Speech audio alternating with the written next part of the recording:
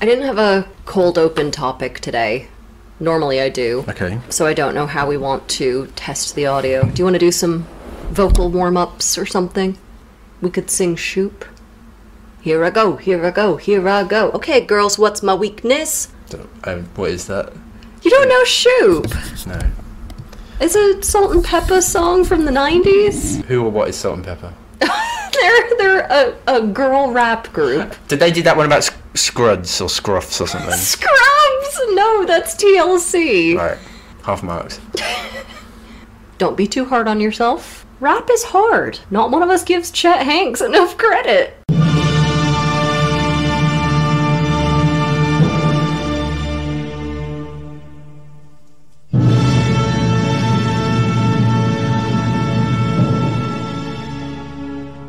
Welcome to Save Me From My Shelf, a literature podcast where we take classic tomes off their pedestal to make you less anxious about reading them. Our jokes come from a place of love and for a specific teaching purpose. However, if you think that making fun of great literature, and maybe some mild swearing, is offensive, this might not be the podcast for you. Hello, you are listening to Save Me From My Shelf. Doctor Who over here is Daniel. Dr. Quinn Medicine Woman is Abby. So this is a reminder that here at Aston University, Daniel and I teach on the English Lit program, and we also have an MA in English.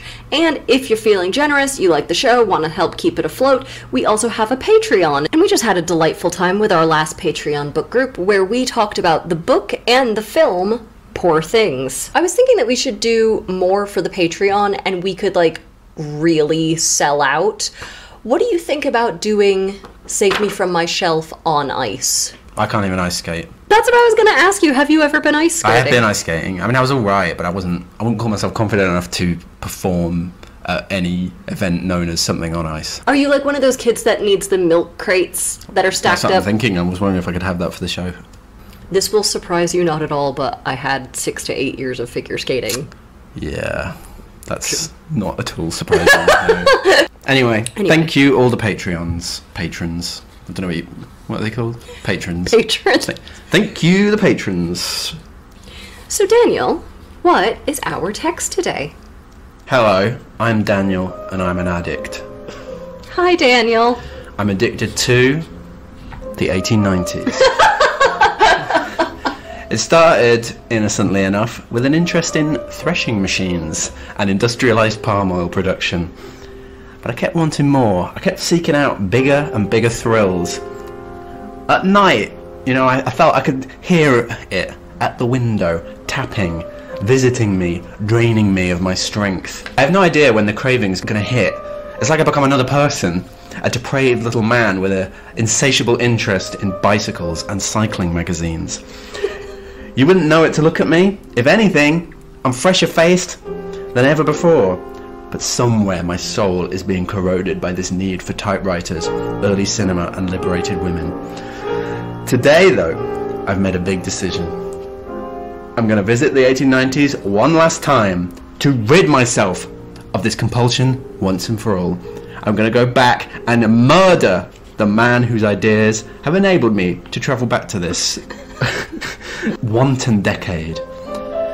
The bell has tolled for thee, Mr. H.G. Wells, author of The Time Machine, 1895. I like that. You're getting a little creative with that one. I was alluding to other texts that we did from the 1890s. Yes, we got it. Yeah. We got the joke. Okay. So it should go without saying, we are about to spoil this text for you. In terms of the content, there are fires, bludgeoning, drowning. Don't laugh at that. Predatory animals, darkness, if anyone out there is scared of the dark, and sort of existential evolutionary dread.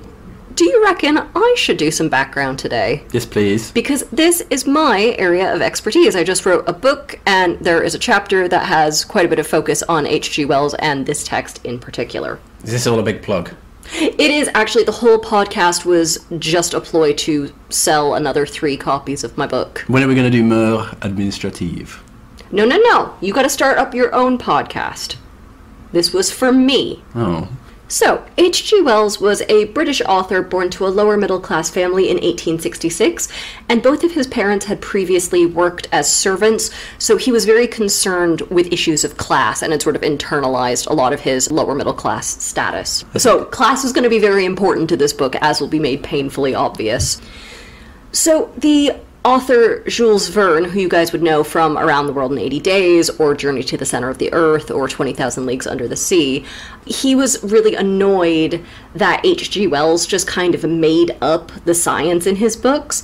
But actually, Wells's work was deeply rooted in scientific thought and philosophy, even if they do kind of play fast and loose with it. They take a bit of a fantastical turn. So Wells is most famous for including ideas around the evolutionary theories of Charles Darwin in his works, and he is known today as the father of science fiction. So it's important to note that science fiction was not the term they used at the time.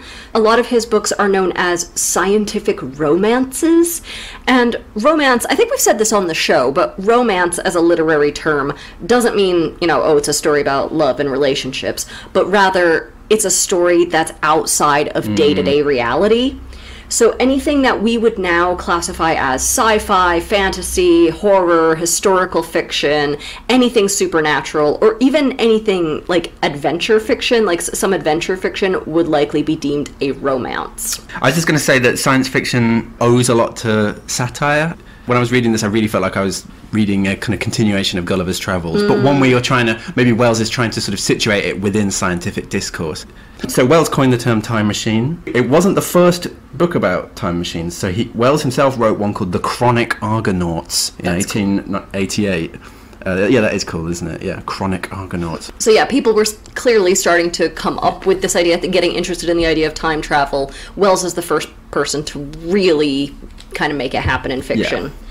So we see a lot of scientific thought in Wells's other books. He was really interested in space travel, vivisection, which is what they called animal experimentation in the 1890s, and like particularly grisly animal experimentation, the science of language and consciousness, etc. So he had a lot of things that he was really fixated on that he worked into his books. He was a really prolific writer, but his big claim to fame were the big four scientific romances that he wrote as a young man, and these are The Time Machine, The Island of Dr. Moreau, The Invisible Man, which is not to be confused with Invisible Man, the Ellison book, and The War of the Worlds. So he wrote 4 groundbreaking novellas in 4 years, and that solidified his early reputation as a genius.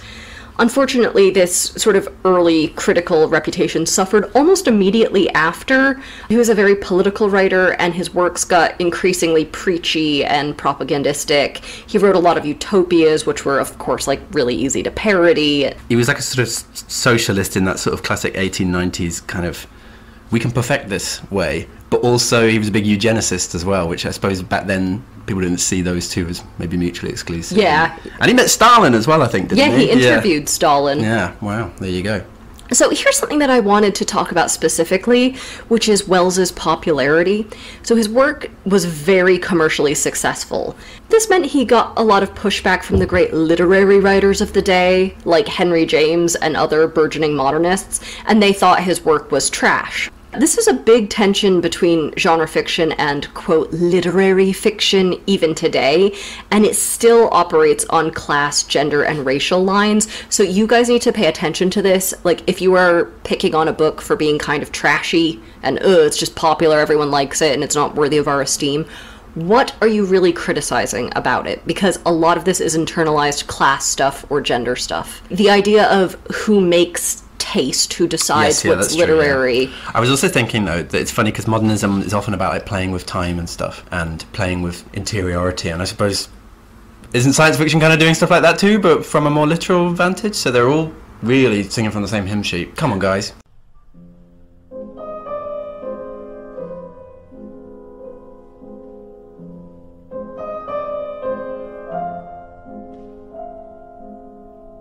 So we open on an unnamed narrator who's talking about an unnamed protagonist, so 2 different unnamed people. And our protagonist only goes by the Time Traveler. The Time Traveler the unnamed narrator tells us, has invited a bunch of his upper-middle-class buddies to this big Victorian shindig. And just about everyone there, all men of course, is referred to by their sort of bougie job title rather than by name. Almost nobody in this book has a name. So we have the psychologist, the mayor, the physician, the newspaper editor, etc., etc. The time traveler appears to be some sort of, like, gentleman scientist or inventor or something. It's unclear exactly what he does with himself all day, but suffice to say, my dude is probably not putting in regular shifts down at the mill. You know who I couldn't stop picturing as the time traveler? Who's that useless rich guy? The one that everyone says looks like a haunted pencil. Baudelaire. No, the Waitrose finest Himmler. Jason Mogsy. Oh, Jacob Rees-Mogg. Jacob Rees-Mogg. Jason Mogsy would be his common alter ego. All right, Mogsy. All right. Very lucky. Well, now I have to call him that. The time traveller and his guests, they're all having a chat, and the time traveller's like, I say, chaps, I've got a new theory about time and space. Long story short, I've invented a time machine. Time machine? What's a time machine? Yeah, it is like that. He brings out this, like, invention. It's a little, quote, glittering metallic framework. And our narrator is fascinated by it and calls it, quote, an absolutely unaccountable thing. I thought it was funny that it's all got, like, ivory bits and stuff. It's very sort of steampunk. It's very Victorian, isn't it? Yeah. Why would you have to have all the... Oh, the ivory's necessary for time purposes. You know, you don't need that. I assumed that was a slightly colonialist reading, because there's lots of stuff in this about empire. And that's definitely true. He doesn't describe it very well. No. He's ambiguous about it, much like in Frankenstein, she doesn't really describe how the monster comes to life, what the process is. You want that though, don't you? I think that's a good move. Yes. Unlike with Jules Verne. So anyway, the time traveller is like, well, I've almost done working on this new invention, so you guys, you lads, me old muckers, come back to dinner in a few days. And I think there's a bit in this section where they talk about how the time traveller does all these, like, little shows and pranks, and they talk about how he'd shown them, like, a ghost last Christmas, but it was like a sort of prank thing. Is that like a stage? Pepper's Ghost? Yes, like that sort of thing. So I don't know what, like you say, what it is he does for a living that he would, or just like, who is this guy that half the time comes up with, like, magic tricks, and then also just, yeah, I know the time machine. It's no biggie. Maybe I shouldn't be stamping on the creative types, and one is loath to sound like a Victorian capitalist oneself, but I do want to scream, get a job! What's the opposite of diversify? Pick a lane. So all these men do as he asks, and they return a few days later. And they're all sitting around in his house, shooting the breeze, but where's our host? Where's the time traveler? Geez, our hungry man dinners are gonna go cold? Like, should we start eating without him? After a while, the time traveler bursts into the room like Aragorn at Helm's Deep, and he's looking like he's crawled there from the ass end of hell, and there's a big studio audience gasp from the men. Quote, he was in an amazing plight. His coat was dusty and dirty, and smeared with green down the sleeves, his hair disordered, and as it seemed to me, greyer. His face was ghastly pale, his chin had a brown cut on it, half-healed, and his expression was haggard and drawn, as by intense suffering. Half-healed. That, it's already real. We know it's real now. I know, that's a nice detail. Yeah. So, the time traveler immediately chugs some dude's glass of champagne, and then he falls on a plate of mutton like an animal. And so once he's eaten and cleaned up a little bit and becomes a bit more civilized, you know, quote-unquote, all the men retire to the drawing room for brandy and cigars like those rich assholes on the Titanic. And it's here that the time traveler agrees to tell his associates about the last 8 days of his life. But no interruptions now. I'm going to tell you this whole story. And so what follows for us is word for word what our unnamed narrator hears directly from the time traveler. It's a bit like Turn of the Screw. Yes, they love this sort of relay narration. It's also the exact structure we would see in Heart of Darkness a few years later. I really thought it was a lot like, well, we can talk about that later. But it's experimental in that way. Yeah. That's also bollocks, though. I was thinking, why would you come late to dinner? No matter how flustered you may be, you could just be like, well, I might as well come half an hour earlier. That's a very good point, unless my dude likes a dramatic entrance. Okay, so Again, he's half genius, half showman. Some might say the greatest showman. So now, someone talking without pause for 100 pages straight might stretch our credulity, but I would like to point out that this is the late Victorian era, so cocaine could easily be in play here. Okay, so the time traveller begins his narration. 8 days ago, he finished his machine and decided to test it out himself, even though he knew that this could very well spell his death. You're really leaning on that acting button today, Yeah, Daniel. I'm a showman, half genius. So, he doesn't do a whistle-stop tour of history, does he, like Bill and Ted? Which you seem to think is safer. Well, you'd know roughly what to expect. You know, maybe big dates and places where not to go. Anyway, no, he doesn't do that.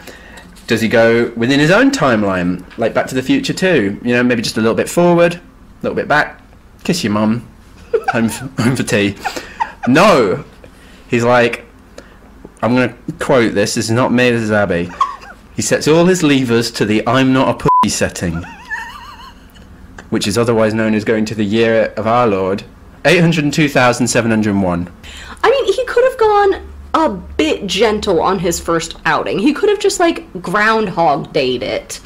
And why that year? It should have been the year 24,601. Why? Les Miserables. That's his number. 24601. You don't know that? I was just thinking the number should have some significance, but it doesn't. We get all the kind of time travel cliches, which no doubt originated here. So he watches the hands on the clocks in his study, spins faster and faster. His housekeeper's in there and she's all shooting around like a rocket. Feeling she'll like that in real life, eh? Yeah, can't get the staff. Some real Rosie from the Jetsons. Yes, yeah, you're right, yeah. Night and day start changing really fast, so in the end it's just like a blur. Buildings crumble around him, trees shoot up in an instant, and so on. He goes so fast into the future, it kind of feels like he's doing a NASCAR. He wakes up in the future, or lands in the future, everything's fine. He's in the future! So he's landed in 802,701 AD. Is Keith Richards still alive? Would he live in the London area? Because that's another key thing, isn't it? That the time machine doesn't go anywhere. It just goes any when. So maybe Keith Richards would be in LA. We never talk about other places. He only stays in London, so we don't really know what's happening. Which I think is partly key to the book as well. Yes, absolutely. Yeah. So he's landed in the future. Keep in mind, he's brought nothing with him. No food, no water, weapons, tools, medicine, not even a change of scanties. Loo roll. No loo roll. He complains later on how desperately he needs a smoke and he forgot to bring a pack of camels. I do like to envision him patting the time machine and going, how fast y'all reckon I can get this baby stranded? As he stumbles around this new world, the first thing he notices is an ancient statue of a sphinx, some relic that Britain no doubt stole from Egypt at some point in time. Everything else is in ruins, though, and he worries about what man has become over all this time. Have we become more powerful? Am I about to meet some sort of, demigod? Have we become crueler, nicer, or maybe more effeminate? Maybe we've lost our vigor and our Andrew Tate-ness. Well, he doesn't have to wonder for long, because soon he stumbles on someone. Quote, a slight creature, perhaps 4 feet high, clad in a purple tunic, girdled at the waist with a leather belt. He struck me as being a very beautiful and graceful creature, but indescribably frail. His flushed face reminded me of the more beautiful kind of consumptive. Has he discovered the Keebler elves? What the shit is this? Is there a law that on podcasts people have to make jokes about the Keebler elves? Why? I feel like it's just like every podcast I listen to is just people joking about the Keebler elves. Oh, I don't even know what they are. So the time traveler wants to have a bit of an explore around, and he disables the time machine so none of these little dudes can go joyriding on it while he's away. He takes out the torque nuts or whatever. Eventually, he's going to start calling these little dudes the Eloi, but he doesn't use that name quite yet, but I think we can just cut to the chase and we can start calling them that. The time traveler really starts to enjoy their company. They have no fear of him, and he loves listening to them prattle on in their funny little language. But he soon discovers that the Eloi are incredibly stupid. Quote, Were these creatures fools? You may hardly understand how it took me. You see, I had always anticipated that the people of the year 802,000 odd would be incredibly in front of us in knowledge, art, and everything. Yet they seemed to be on the intellectual level of one of our 5-year-old children.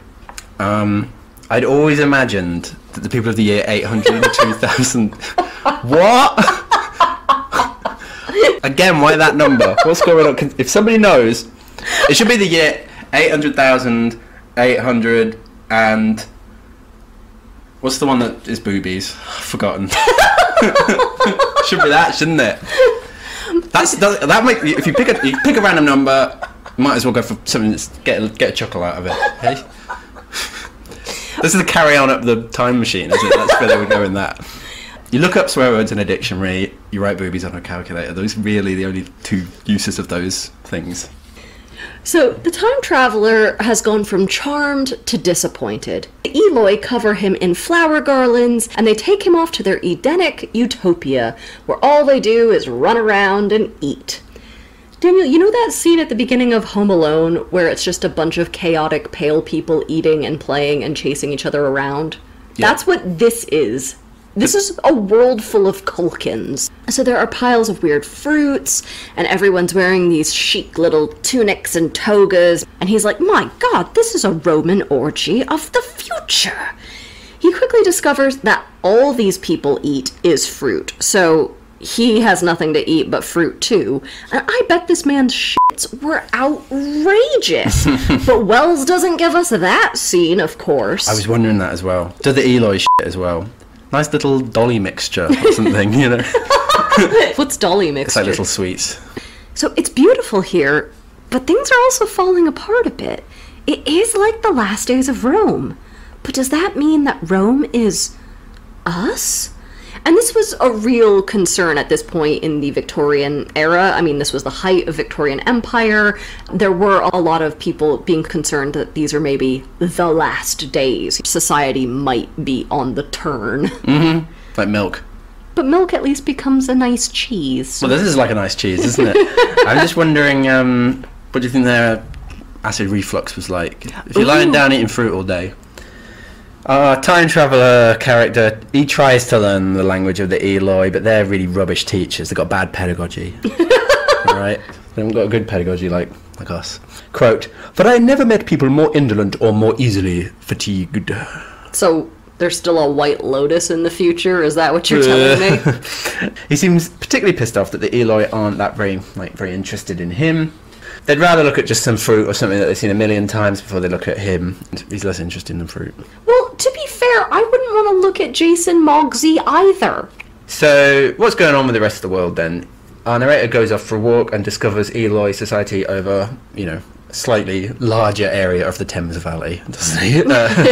So, everything is sunny and pretty and there's loads of flowers everywhere. It's like Munchkin Land. The Lollipop Guild, they've got no guild system, but apart from that, it's very similar to Munchkin Land. All individual houses seem to not be there. They've just kind of dilapidated or something, and it's all these kind of big communal halls instead. So, like any good capitalist, this guy is using time travel to scope out the future of London real estate. Oh, yeah. It's just the bubble's growing bigger and bigger, even in the year 800,000, yeah. So the time traveller thinks, ooh, this is communism, isn't it? They're all dressed the same. They all share the same looks. Men and women are hardly distinguishable.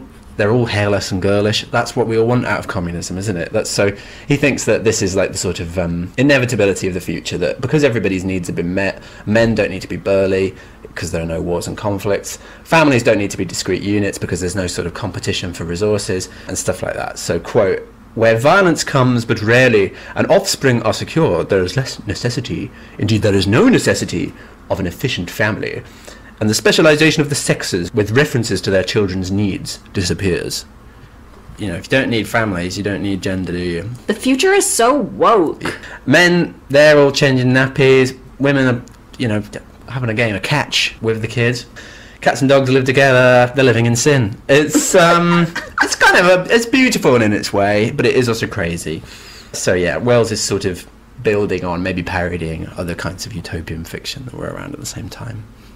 As he's stumbling around in this wonderful new world, he finds a strange little well. A well of the future. Should we throw in a foreshadowing horn about this well of the future? It's like a vanity thing, isn't it? The wells. You think that it's self-promotion rather than, say, kind of an integral part of the plot? Well, it could have been anything, couldn't it? It didn't have to be a well. He thinks it looks like a well. He doesn't know what it is. It doesn't have water in it. He could have thought it looked like a tunnel. He could have thought, but he chose well. Everything's a choice. Give me your arm, I'm gonna bite you. Give it. No. Give it!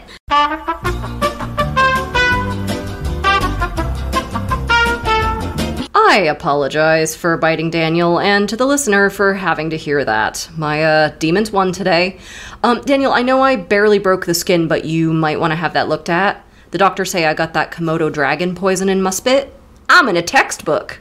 Anyway, on with the show! That's funny. He sits there and watches the sun set over the Thames and looks at all the splendid ruins and thinks that the world looks like a giant garden. Sort of a return to Eden. Or like a Hieronymus Bosch painting, but with fewer people putting flowers in their buttholes. I mean, one would hope. Well, that's how he transports the flower back to present, isn't No, it? it is not. Oh, I thought it was. In my version it was. I think I just had the blue version. Time travel blue edition. Like Ivanhoe, this also feels like it would be ready for a porn parody. He goes to the year boobies. Somebody puts a flower on his bum. It writes itself. As he contemplates the world of the future, he's like, meet George Jetson my ass, we're back to being a modern Stone Age family.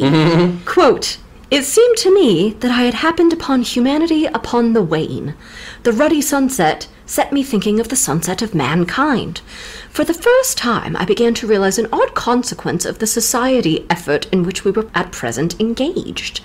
So in other words, he's saying, in my own time, we are making our lives so comfortable with all this wonderful Victorian progress and innovation that we're actually going to breed ourselves to be useless and stupid. Still, doesn't look all bad. It looks like we got rid of annoying bugs like gnats. We got rid of weeds and disease, and even social inequality. Everyone looks equal and happy here. Man, foreshadowing klaxon if there ever was one. It gets dark and the time traveler thinks, well, guess I gotta hit the road. Where did I park my space Buick? Oh yeah, it was right next to that great Sphinx over yonder, wasn't it? But wait a minute. The time machine is gone. Someone or something must have taken it. You can't find any clues as to the time machine's whereabouts. Or whenabouts. The Eli... Wait, sorry, you're just laughing at your own joke like that. It amused you that... That was a very hard laugh. Yeah. You were as phony as a plugged nickel, and that's what I love about you. That's not phony, that was completely real. I just came up with it like that. I was just like, shit, I wanted something here. It's like, oh god, the Eli haven't, taken it for a joyride and time travelled themselves, have they? No, because I've got the wheel clamp, I've got the car keys in my pocket. Don't worry, it's not pos. Yeah, it's not like they've gone back to 1955 and are playing Johnny Be Good somewhere. So he burst into one of their big sleeping hole things and lights a match. They're so annoying, aren't they, the Eli? I really want to... Well, we can talk about this later. The Eli, they all wake up and they're all going like, ooh, ooh, ooh, like bumping into each other and getting upset, crying and things, and he realises that they've forgotten what fire is. He yells, he's like, where's my machine? You assholes! They don't even understand, they don't know what he's on about. He storms off in a huff and he knocks over one of the Eli on the way. Because you just would, wouldn't you? Yeah, f*** you, Gerald. So the time traveller, he goes into detective mode in the morning. Because that's just been invented, hasn't it, in the late 19th century, so he can do that. Finally, a clue. He finds some strange tracks which resemble those of a sloth. Daniel, I could not begin to tell you what a sloth's tracks look like. How would this guy know that? Can a sloth even walk, or does it just kind of crawl hang? So, this might freak people out a bit. The tracks lead into the Sphinx. A little bit more examination of this Sphinx suggests that its pedestal isn't actually made of solid marble. It's actually got some locked doors, panels, That's some clue shit. That's a secret passage to the conservatory. All evidence suggests that the machine's locked up inside the Sphinx. So the narrator goes and asks the Eloi to, mind opening up the older Sphinx for me? And they, quote, react as if he had used a grossly improper gesture to a delicate-minded woman. They went off as if they had received the last possible insult. He sits in despair by the Sphinx and he hears something coming from inside the Sphinx's pedestal. It's a chuckle. To steal a man's contraption is one thing, but to laugh at him is just not cricket, old chap. So, he tries beating open the panel to the Sphinx's plinth, or whatever, with a rock, but it doesn't work. So he's like, fine, I'll look around some more. And he eventually discovers what seems to be some sort of ventilation system underground. Why, what's this for? Is it sanitation? Is it a subway so I can stand on the grate like Marilyn Monroe? I'm not sure, but how cool is that? Maybe that's where all the Eloi industry is, because they can clearly make fabric and jewelry and harvest fruit and everything, but you know what? I haven't seen any factories, I haven't witnessed any labor. Maybe they have all this cool underground tech that does it for them. So, with no other moves to make at the moment, he decides to watch the Eloi hanging out by the river. And all they do is play all day, and I'm like, don't you guys have anything better to be doing? Like, shouldn't you be rediscovering crop rotation or something? Suddenly, the time traveler stares in horror as a fast current comes up and sweeps one of them away. So this little Eloi lady starts to drown, but none of the other Eloi know what to do or even seem particularly that bothered. They just kind of let it happen. That's what you have to do in that situation, though, isn't it? That's what they always say. You're only going to endanger yourself. Just let them drown. Daniel Jenkins Smith, lifeguard, everybody. The time traveler takes off all of his clothes, jumps in, and saves her. Back on land, and remember, he is presumably buck-ass naked, he starts rubbing her limbs all over, which I guess is what they used to do before CPR. And it does... So do you have to take off your clothes to go in a 2-inch deep puddle? I think it's a flex. I think it's just, look what I got. Yeah. And this whole scene does have slightly sexual undertones. And she starts following him around like a puppy. A real thirsty puppy. She becomes his, quote, little woman. And he discovers that her name is Weena. Wow, what an annoying name. How funny would it be if that weren't her name at all, but she's just pointing at his naked ass and saying wiener in a British accent? Like, that's the one word in English that survived. Now, Weena is not robust enough to keep up with him in his explorations of the world, and she keeps sort of feebly calling for him to wait for her whenever he walks around. Quote, I had not come into the future to carry on a miniature flirtation. But, despite him saying that, they spend the whole afternoon shyly smiling at each other and giving each other flowers and kissing each other's hands. This book really asks us the question, hey, do you guys think I should get it on with this peeled potato? The jury's still out. And I did actually want to pause here for a minute. This is probably better for the analysis, but why do time travel narratives always have some sort of sexual story or romantic story? Like, is it an incest taboo thing, or is it like a our love can never be thing? Because this whole relationship does have something kind of weirdly kinky going on. We are one In Excess song away from this being Hot Tub Time Machine. So, apparently the Eloi are terrified of darkness. That's why they all just rush to these great holes after dark and they stay in these big groups. One night, he's awoken from his creepy hobbit bed to see some strange grey figure scurrying away.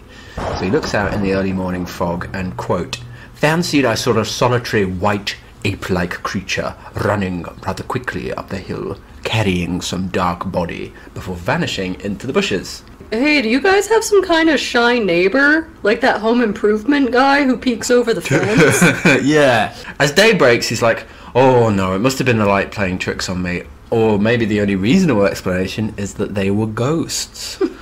Maybe these days, in the future, The world's full of ghosts because so many people must have died. Could you imagine if this book were populated with ghosts from 2020? It's just a bunch of people calling you Chuggy and singing WAP. I know WAP. What's Chuggy? Oh, give us a minute, everybody. I need to explain to Daniel what Chuggy means.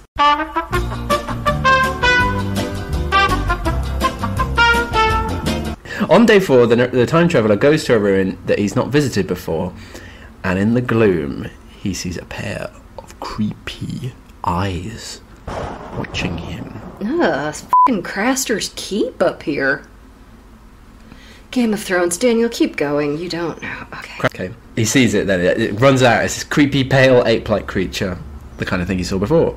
You know, so it wasn't a ghost. Yeah, no shit, time traveler. He showed people ghosts that time, so maybe he's getting high on his own supply, I don't know. Quote, dull white with strange large greyish red eyes and flaxen hair on its head and down its back. I cannot even say whether it ran on all fours or only with its forearms held very low. Sounds like a Busey. Again, what's that? I was going to say you. I'm waiting for my apology. I'm sorry. What's a Busey? Gary Busey? Gary Busey. Are there other Buseys? Jake Busey? I am so mad that you said that right now, you f***ing onion. Normally I'd call you a potato, but a potato's never made me cry. Very funny. So, these creatures are what he comes to call the Morlocks. That's what they're called. So, he didn't really respect the Eloi, but he despises the Morlocks. He's a professional hater. He's a hater. He's drunk the haterade. The haters are going to hate. Etc., etc. He tries to follow it, this creature, and he comes to another abandoned-looking well. Creepy well. All is not well, hey? Could it have gone down there? So he lights a match, one of his famous matches, peers down, sees the thing scurry down some footholds like, quote, a human spider. Ugh, what in the Jamie gum? Stop. I want to put a moratorium. I don't know what any of these things are. Do you not know Jamie Gum from Silence of the Lambs? Is he the villain? Yes, with the well that he keeps people down and scurries around in a subterranean... Have you never seen Silence of the Lambs? I don't know every character's name. I never know any characters' names and things. Okay, then why are you yelling at me for knowing? Just the onslaught of things that I just don't know. I'm sorry. How would you suggest we fix this?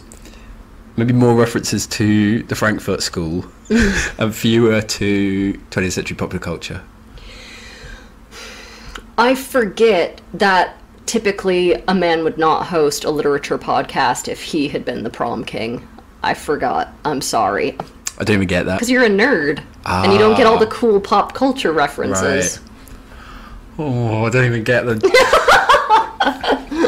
Back to the summary. So sorry. So gradually, quote, gradually the truth dawned on me that man had not remained one species but had differentiated into two distinct animals. This really is the Cola Wars of evolutionary biology. Indeed it is, yeah. There's something I do get. You got one. Pepsi. Pound it. Ow, you did it hard. Sorry. Did you? Is that your latent aggression? You're actually punching? Probably. Yeah, that's it, yeah. So my graceful children of the upper world were not the sole descendants of our generation, but that this bleached, obscene, nocturnal thing was also heir to all the ages. He realizes that humanity is a split on class lines into these two sort of devolved subspecies. The Eloi were once the upper classes and the Morlocks the labouring classes. So I actually take it back. This isn't the Cola Wars. This is Jim Henson's class warfare babies. Indeed it is. Yes, very good. The narrator thinks he's like, oh, so all the servants and the workers have to live in this like semi-troglodytic way of living in the 19th century. It's obviously got worse since, and they've sort of evolved accordingly. He's like, so there's no real middling group, okay?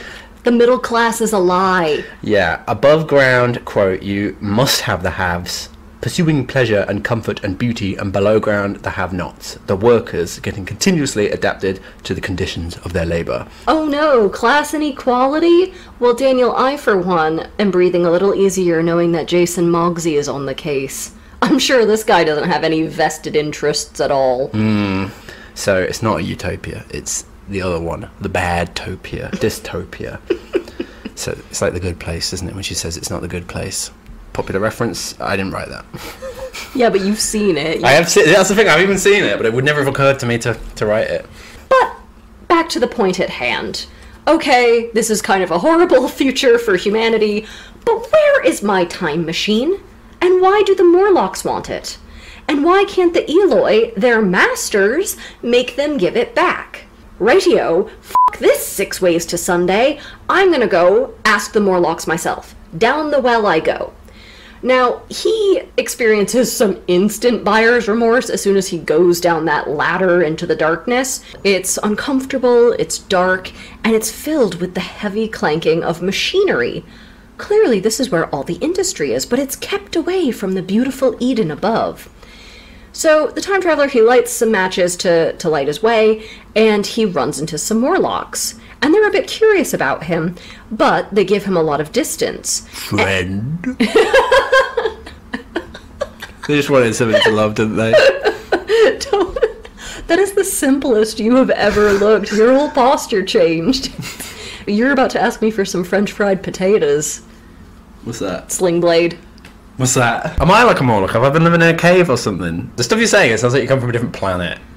The Morlocks are a bit curious about him, but they give him distance because of the matches, and he soon realizes that the light hurts their sensitive eyes. Hey, I'll tell you what. They've met their match.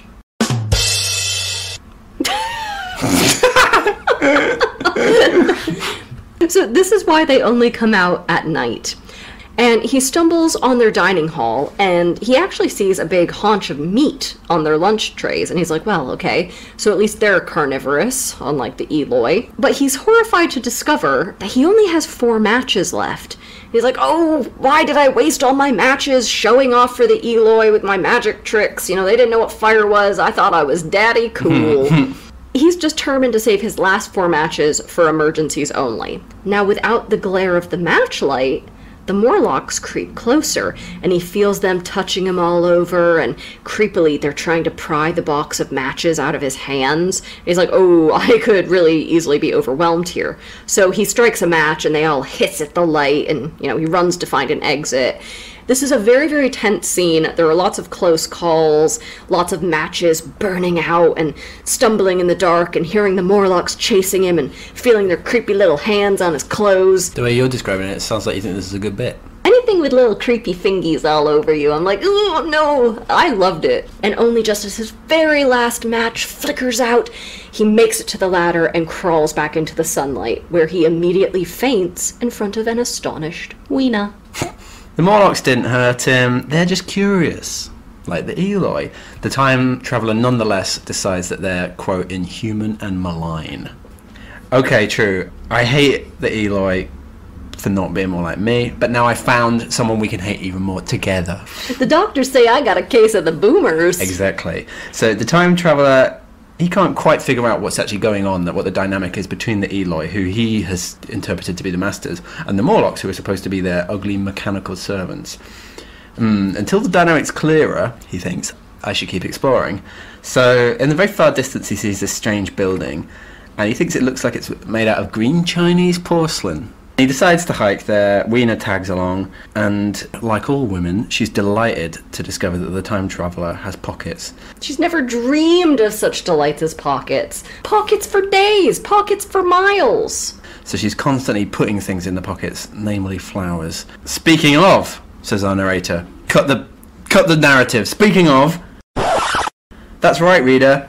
Yeah, you remember right, this is all being told by an unnamed narrator who's just recounting word for word what the time traveller told him. The time traveller breaks up his story, reaches into his dirty pockets, and produces a weird flower.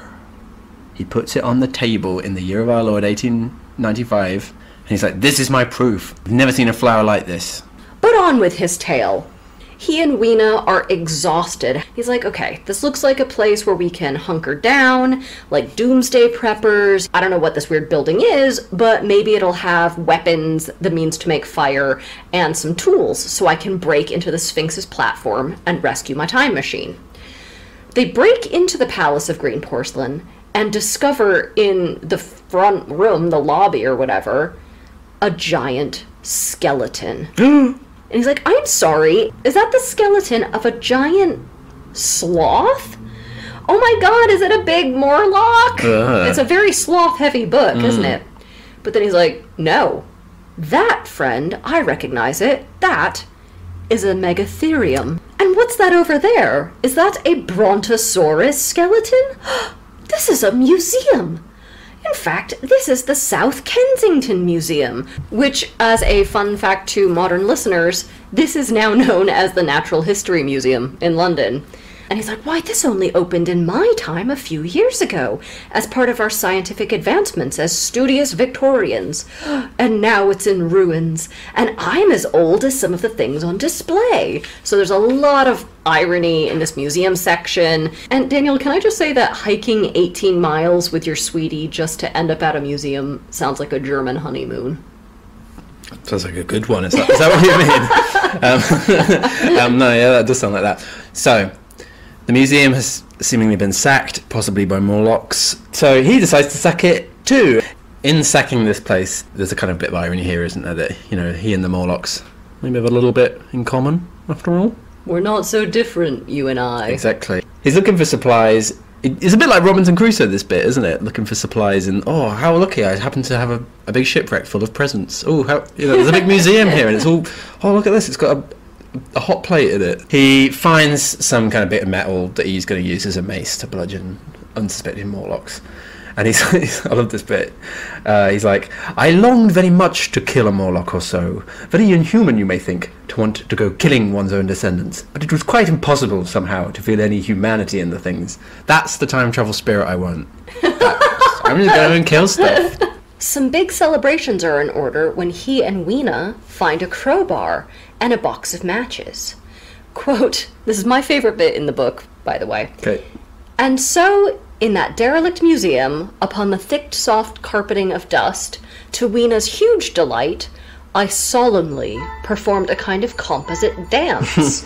In part, it was a modest can-can, in part a step dance, in part a skirt dance, so far as my tailcoat permitted. Girl, those Capezios are not gonna know what hit them. A can-can? My dude has gone full Moulin Rouge. He's going around saying, come and get me, Aloys. Because she says, come and get me, boys. You're looking at me blankly. I do feel a bit like all dissociated. It's like to an 18th century person raising their child to like learn all the wrong words. Yeah, you're like one of those dog-tooth children. Yes, that I haven't seen. But you know. Yes. Okay. I do know that. Okay. Daniel, what do you need from me emotionally today? Just press on, I think. Yeah. Okay. Anyway, time to make the big trek back to the Sphinx and get my ride out of car jail. So he and Weena leave the museum and they go through a forest nearby, and he grabs a bunch of firewood so he can build a bonfire to sleep near and thereby stay safe in case there are any Morlocks in the area. So sure enough, the sun starts to go down and he spots a group of Morlocks stalking him and Weena from the bushes. Quick, Weena, I must light a torch to protect us. But oh no, how can I brandish a torch when I'm also carrying a crowbar, a club, and an armful of firewood? I just can't do it, Weena. So he... That's funny. So he has to abandon the firewood, but what if I light some pieces of firewood on fire in my wake? That way it'll be too bright for the Morlocks to follow us and we can, you know, sort of escape. So that's what he does, and he plays this terrifying game of cat and mouse with more and more groups of Morlocks springing up out of hammer space, but, you know, they're driven back by his little arsonist Hansel and Gretel routine. He loses his way in the forest and realizes, I'm not going to get out of here tonight, we're going to have to camp in the woods, but it's not all bad. He's got his weird little girlfriend, he's got a cozy campfire, adrenaline's high. I'm sure he pitches a tent. Don't even know what to say to that. It's like a double entendre thing. That was absolutely a single entendre. What could you mean by it? That's the stupidest plan ever, isn't it? Leaving bits of fire. Yeah. Despite making a big blazing campfire to keep the Morlocks at bay, he wakes in the morning to find little hands all over him. Is it Weena? Is she getting frisky again? Weena? Get off my Weena. That's your joke, isn't it? So, that's not my joke. Yeah, I'm just building on the previous one. Oh, you're yes-anding me. Okay, yeah. Keep going. So, he's being pinned down a bit like in Gulliver's Travels. In his exhaustion, he'd fallen asleep, he let the fire go out, and he's being Morlocked, is the point. So he grabs his matches in his pocket, they're all gone. The Morlocks, the first thing they did was they nicked his matches from his pocket while he was asleep. I like that they pickpocketed him, the Morlocks, I just thought that. Little Cockney urchins. Yeah. Where's Weena? He looks around, she's gone, she's disappeared. Wham bam, thank you ma'am, that sort of thing. So I feel so used. this is not my terminology, but it's the best way of phrasing it. He hulks out and flings off the, quote, human rats and bludgeons a bunch of them with his mace. This is a perfect combination of an Abby and Daniel sentence. It's my terminology, but we get gory boy violence for you. I don't normally love that stuff, but in this case, you want to see all these little creeps dead. Well, I put this quote in because I really liked it. Quote, I could feel the succulent giving of flesh and bone under my blows. So he's surrounded, the Morlocks circling closer and closer. It's very exciting. It looks like it's curtains for him. Do they have curtains in the future? Yes. Okay, so... But then all of a sudden the Morlocks freeze and scurry off. Ooh, what's that? It's obviously a much, much bigger Morlock, isn't it? A really scary beast. Or is it Weena? She's arrived with all the Eloys, like Gandalf at Helm's Deep. No. A lot of smoke. And you know what they say about smoke? No, they haven't just elected the next Morlock Pope. He started a forest fire. Why do I feel like the time traveler is no stranger to committing ecological atrocities? That's, again, it's such a colonial narrative, isn't it? You just go there, you let your cat out. Like, so you know all those stories about lighthouse keepers on some tropical island and they have their cat for company and it just makes a whole species extinct of birds or whatever. Yeah. He's just like that, isn't he? So, the fire rages up behind him, faster than he expected, and now he and the Morlocks are running neck and neck to safety. Do they have necks? No, they're a bit like is it the Blemmy, who have their... Yeah, okay. Is it the Blemmy who have their faces just in their chest? In their tummy. So meanwhile, he watches as the Morlocks are running next to him for safety, and something of a red mist descends on the time traveler seeing this. His eyes, turn to black ink, and he starts walloping them with his iron mace, because f*** those guys, am I right? Hey, your great-grandparents were poor! He makes it out of the forest, just in the nick of time, and he goes to this open hill and just watches the whole forest burn. And there's no sign of Weena. So he's like, man, even if she hasn't been killed by the Morlocks, which she probably was in the night, she has certainly been killed by the fire. So he beats the ground for a minute and does the whole, why God, sort of thing. And he does that for 2 seconds before discovering, oh, hey-ho, good news. That box of matches that the Morlocks nicked out my pocket, well, it had actually leaked a couple of matches before they nabbed it. Is each match a fucking horcrux for this dude? There are other ways to, make and maintain fire. This is a man who is currently staring at a massive forest fire, and he's excited about having some matches. But that's what I was saying before, that he was so out of his element here, that he's not a wilderness survival guy. He's in a tailcoat, for Christ's sake. Yeah, I know, seriously. So, he walks all the way back to where he had landed, and this is when he realizes that the Eloi are just cattle. They're fat and happy and stupid, with only enough knowledge to fear their executioner. He kind of pieces it all together at this point. He's like, the Eloi have all their needs met by the grueling labor of the Morlocks, just like the upper classes in my day, but somewhere along the line, the lower classes decided to literally eat the rich, and now they keep the aristocracy as livestock, picking off one or two whenever it's dark. Humanity has become cannibalistic. He gets his crowbar from the special crowbar exhibit, hall of crowbars in the museum. Yeah, he's ready to break into the Sphinx, and he's like, oh, wait one moment here, the grate's already open. So the time machine is there, it's looking pretty as a picture. Maybe the Morlocks even polished it up a bit. Got the little green smelly tree hanging from the windshield or whatever thing, the rear mirror, that's it. He crawls into the base of the Sphinx, and the Morlocks shut the grate, and it's all a trap. They start laughing. He feels them all creeping around him, and he's like, well, I'll have the last laugh, because I've got the matches. He's like, prepares to get one of these matches, these loose matches, from his pocket out, strike it, freak out the Morlocks. You never guess what happens. What, he's lost the matches or something? No, they're safety matches. They're the damnable kind, or whatever he calls it, that can only be struck with the box. So, oh no, I can't light the match after all, hoops. And he's like, okay, gents, if you just bear with me for a couple of seconds, then I will really have the last laugh. He fights off the Morlocks, you know, kicks one in the... bread basket. Future balls, yeah, whatever. Future balls! He tries to screw the car keys thing back into the time machine or whatever, and then he disappears. And the Morlocks are all just, we assume, just there, just going... Friend? Where's go friend? So, does he travel home for some much-needed rest? Nope. He travels way, way into the future. This time, where the Eloi have seemingly evolved even further, and now they're like creepy pale moth people, and the Morlocks have evolved even further into some weird sort of green crab people. The future world is covered in green vegetation, but also it somehow looks incredibly dead. So he takes one look at this new world, and he nopes out of there real fast. Now, is this the point where he goes home? Yes. No!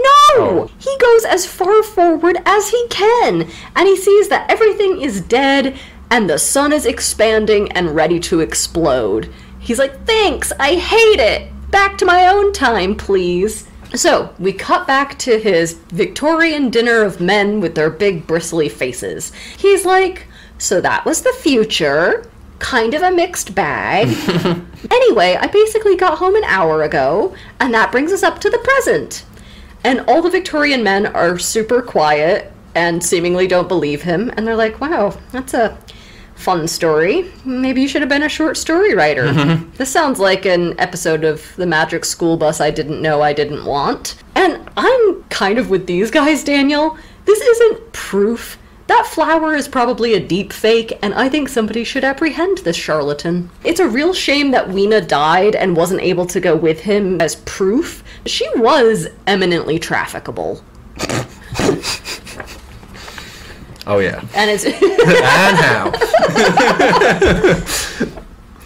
Our unnamed narrator is maybe a little bit more disturbed by the story than most. So he goes back to see the time traveller the next day. The time traveller is already packing for his next trip. This guy has never even heard of resisting the call to adventure. He's like, Bilbo who? And you know why that is? You know why he can't seem to resist the call to adventure? Cocaine! Do you think that's what he's packing? Yes! Alright. So he's like, I'm going to be more prepared this time. And the narrator's like, come on, me old mucker, was it all a hoax? And the time traveller is like, if you can wait half an hour, I'll prove it to you. You can stay here, you know, just twiddle your thumbs, you know, go through my magazine rack. I'll go on my adventure, and when I come back, I'll set the machine to land half an hour from now, and we'll have a good old chin wag about what I've been up to. I'll take some pictures, I'll show you some specimens, and it will all prove that it's bona fide. Again, why half an hour? Why come back? Why wait half? You could come back immediately, couldn't you? Not all of us have time machines, so you know, I can't just piss my life away like you can. So then he hears a funny noise. So he goes back into the thing and he says, "Oh God, the time traveler's gone, and the machine is also gone. He must have travelled through time." Quote, "I stayed on waiting for the time traveller, waiting for the second, perhaps still stranger story, and the specimens and photographs that he would bring with him. But I am beginning now to fear that I must wait a lifetime. The time traveller vanished 3 years ago, and as everyone knows now, he has never returned." The end. So either he died or got stranded, or is actually living his best life in a little South Kensington communist hall. Or could it be like Back to the Future, where he went back to the wrong timeline? Oh my God, what have I done? Biff Tannen is running everything. Donald Trump. Weena has huge fake boobs, like what's her face in Back to the Future Part 2. This is actually my dream future. That's what he's saying. Oh, yeah. I'll stay here. Back to the year boobies and...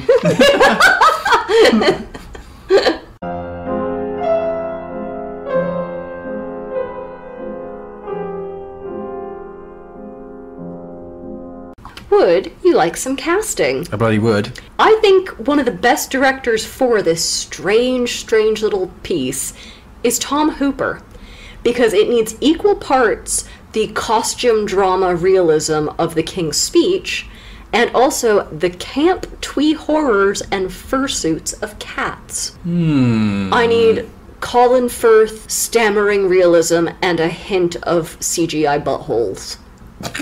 Right. That's what this Is Colin Firth needs. going to be your time traveler then? No. Okay. As my time traveler, I think it's gotta be Paul Bettany, because that's an actor who looks both like a posh Victorian and like he's seen through the horrors of the ages. I love Paul Bettany because he always looks like he's just been freshly juiced. And now for our segment, Bad Goodreads Reviews. Little Weena would be a great name for a pug. 1 star. On the first page, this book already starts by calling redheads argumentative, and it just gets worse from there. There is also the presence of classism. 1 star. Yep, that's the point. That classism is bad. You kinda got it. Did Orson Welles also write a book on how to write the most boring things you'll ever read? 1 star. I think you mean H.G. Wells. And no. Okay, let's do some analysis, please. Okay. Do we want to start where we normally do, which is with the form of the text, because this is kind of an unusual telling. I actually thought the pacing in this was fantastic. I mean, it's only a short little book. And I was thinking, especially with the Bad Goodreads, this is another one like the Stepford Wives, which I didn't include any of these, but tons of people thought this was so boring and like they couldn't even finish it despite it being barely 100 pages.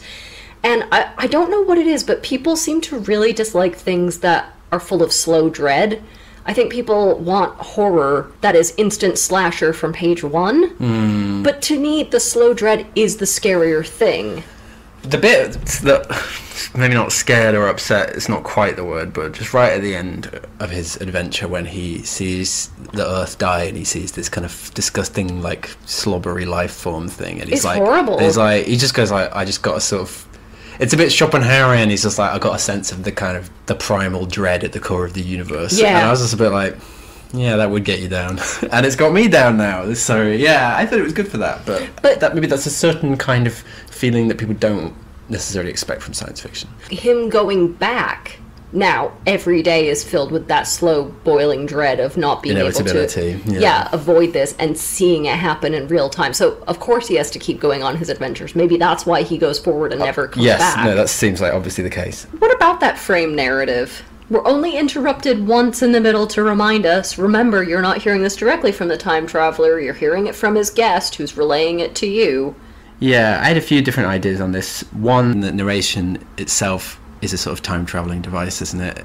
The magic of story. But that is true, though, isn't it? Like, you just can cut from one time to another in a story and no one bats an eyelid. You manipulate time when you tell a narrative, don't you? So I kind of thought the idea of him doing that complements what he's up to. I also thought that idea that we don't fully know how true it is. It's like only his testimony. But he himself, this is something I'm going to get onto later, but he himself constantly admits that the things that he's observing and the analysis or the interpretations that he's making, he's like, that could be wrong. So I kind of think it's about layers of mediation, which is good for ghost stories as well, isn't it? Like with Turn of the Screw, that this has got so many layers of mediation that the mystery kind of slips through the gaps. Yeah, and that idea that we are separated from our future. So obviously there are links, there are years that we could live, there are our descendants, but we are always going to be held at arm's length. And I think that's why that narration, that relay narration, is important to sort of show, unless we have a time machine, we can never actually really know if it's true or false. We just have these hypotheses. I also thought this idea of form, and this is the thing that really tripped up a lot of people in the Bad Goodreads, where they're like, ugh, he's so privileged, I hated this narrator so much. And like, you're supposed to. One of the things that you realize over this is whose perspective this is from. This is being told through the eyes of a very wealthy man who kind of doesn't have any labor to do at all. He's like the Eloy, just playing around with his little tricks all day. But this brings us to ideas of class and servants. And the thing that I always talk to my students about, we talked about this in Jekyll and Hyde, where it's like things can be conspicuous by their absence. And in Jekyll and Hyde, it was like, where are all the women in this story? This is kind of a queer story. In this, where are all the servants? So he briefly mentions his housekeeper, and at the end there's a brief chat about his manservant, but those are the very like highest levels of servants. Those are basically almost middle class servants, right? But let's not forget that this whole book takes place over 2 big Victorian dinner parties. These people are being served. They talk about food and drink being served. We do not notice the narrator servants. Explicitly says the time traveler didn't like to have his servants hanging on him, so they like serve the table and then make themselves absent. Exactly. So we never see them. Like, they are already scurrying around underground, making life comfortable and not attracting you to their presence. And that's a way that it really embeds it. My question is, do the Morlocks actually do anything wrong? Because going off of that, the fact that he assumes so much, he kind of just doesn't like the look of them. A lot of this is him inferring things. So yeah, as you said, we know they eat meat. We don't know what kind of meat. We know that Eloi sleep in groups and avoid the dark and avoid the wells. But apart from the Morlocks kind of feeling up the narrator and looking spooky and being curious about him, we have no evidence that they're cannibalistic, nor that this would even count as cannibalism if they're kind of different species now. Yeah. And if he's... Which they definitely are. Whatever the interpretation, they definitely are different species. But also, like, he talks about them in these very animalistic terms.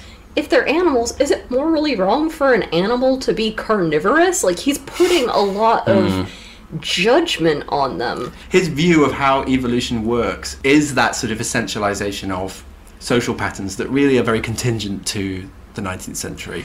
So I kind of really, I thought there's something really weird going on here. Well, it's very imperialist. Yeah. And that's a huge undercurrent in this book. That's why we have the Sphinx and all this stuff. It's that everything he sees, he can only conceptualize it through his normal views. And that's why he's constantly comparing them to Rome, is like, is this our downfall? Could we talk about the literalized metaphor of the upper classes consuming their workers, but here it's kind of reversed with a wink? Yeah, that's funny, isn't it? Because I mean, the point is, Wells being a lower middle class person, his parents were servants, he was very political, he understands the idea of the upper classes only surviving on the labor of the working classes, right? But here it's got that funny twist of you consume us, we consume you. It's a nice solution, isn't it?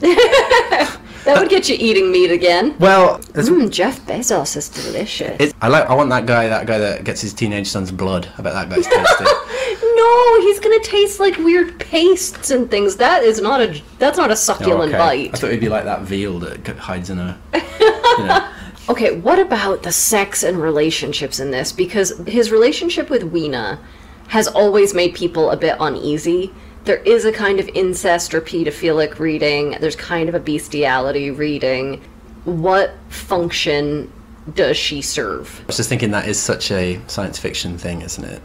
Teaching alien women to love. It's just such a dynamic. I think it's supposed to make you feel uneasy in that clearly humanity is already breaking down and it feels weird and, is this, where are these species boundaries? So I think it's supposed to sort of push that line of discomfort. I was thinking, though, that if the time traveler felt the need to hook up with a person from the future, he actually could view the Morlocks as a lot more alluring, because they're just kind of popping out, giving him these coy little peeks every now and then. It's very, ooh, don't look at me, I'm shy. Meanwhile, the Eloi just have, like, their tits hanging out in the middle of Charing Cross Road, and Weena's following them around everywhere. It's very, like, calm down, bitch, you look desperate. What about green? A lot of people have noted how much green there is in this book. His coat and the Sphinx are covered in green slime. There's the green porcelain palace. The world is a new Eden, always in bloom. So, like, that kind of seems hopeful to me. That's a sign of sort of new life and new growth.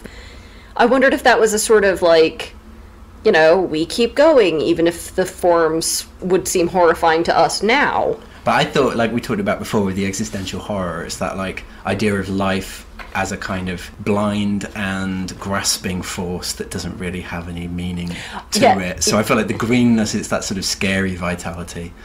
All right, so here's some advice. So be really careful when you're critiquing popular or genre fiction that you don't accidentally stumble into classism or sexism or things like that.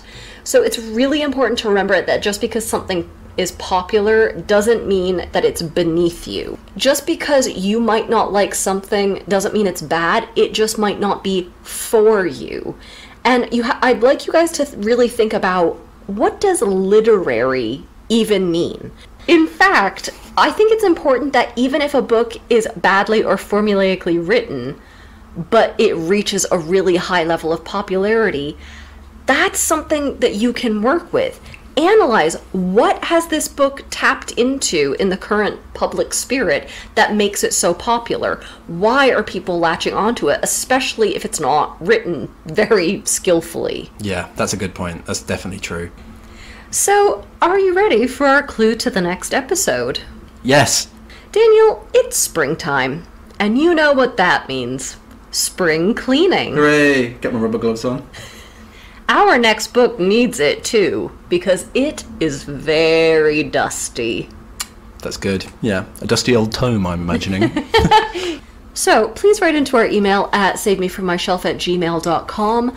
We are on Twitter, TikTok, and Instagram. Please join our Patreon and join us next week if you want to hear outtakes from this episode, along with the Bad Sex Awards and our catch-up session on Bad Goodreads and all that stuff. So our Bookends episode will be coming out next Wednesday. It's been another lovely episode. Thank you, Abby. And you're welcome, Daniel. I hope to speak to all you listeners again soon. You were pinching your nose briefly. Are you pained saying goodbye to people? Looks like it. Just yeah. parting is such sweet sorrow. Exactly. Okay. Yeah.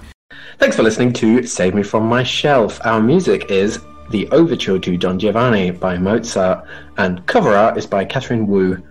Our thanks to Aston University's Centre for Critical Inquiry into Society and Culture for funding the startup of this podcast.